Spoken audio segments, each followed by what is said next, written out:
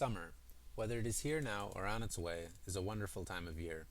Winter is gone, school is out, and everyone's out grilling and soaking in the summer fun. When one pictures summer, the image that most often comes to mind is a bright sunny day outside, complete with warm temperatures and bright sunlight.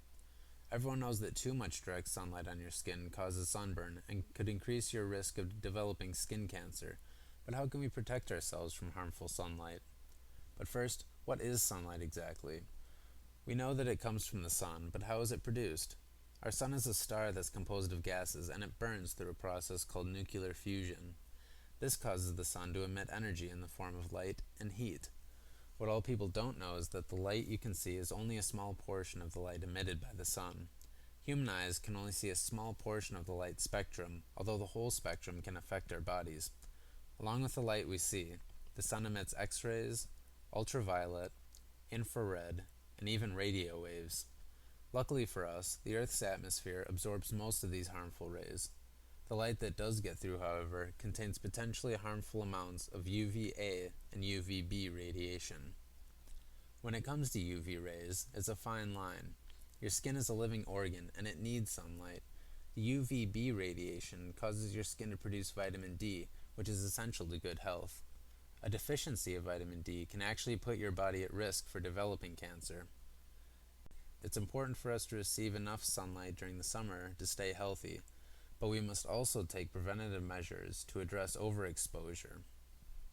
We all know that sunscreen protects our skin from direct sunlight, but the details are hidden from you by the retailers.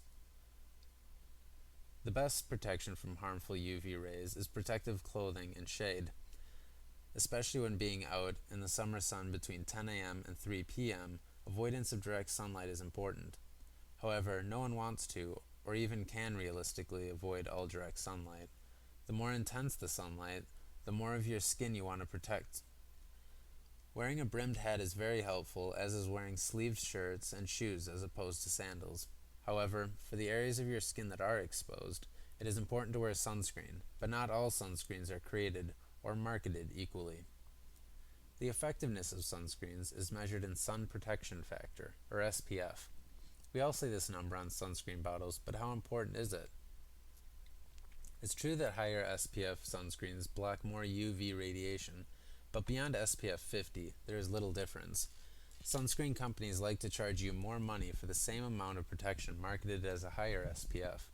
The SPF factor only measures blockage of UVB radiation and not UVA. When purchasing sunscreen, make sure to look for a brand that advertises protection from both UVA and UVB radiation.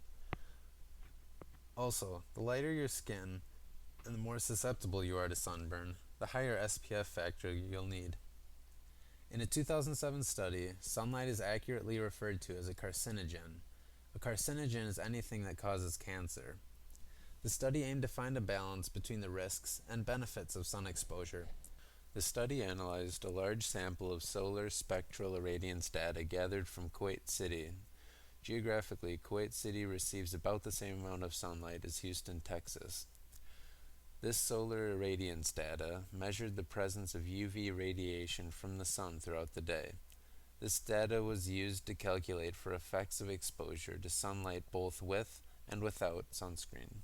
It was found that SPF 15 sunscreen blocked a large amount of vitamin D producing UVB radiation, but also allowed some DNA damaging light through. Based on the results of the study, a brief, unprotected exposure to midday sun was optimal for maximum vitamin D production. After this exposure, however, it is important to wear protective clothing, avoid direct sunlight, and apply sunscreen. Also, it may take more sunscreen to provide adequate protection than you might think. Sunscreen will provide protection wherever applied, but to be effective, there must be a visible layer of it as opposed to a thin gloss.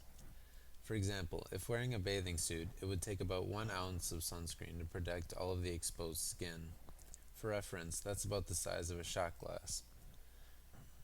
It's important to get outside during the summer and expose your skin to sunlight in order to maintain good health, but preventative measures should be taken to protect from overexposure to intense sunlight. A motto adopted by the American Cancer Society is slip, slop, slap For slip on a shirt, slap on some sunscreen, and slap on a hat. If these protective measures are taken, you can bask in the glow of healthy skin and a healthy body.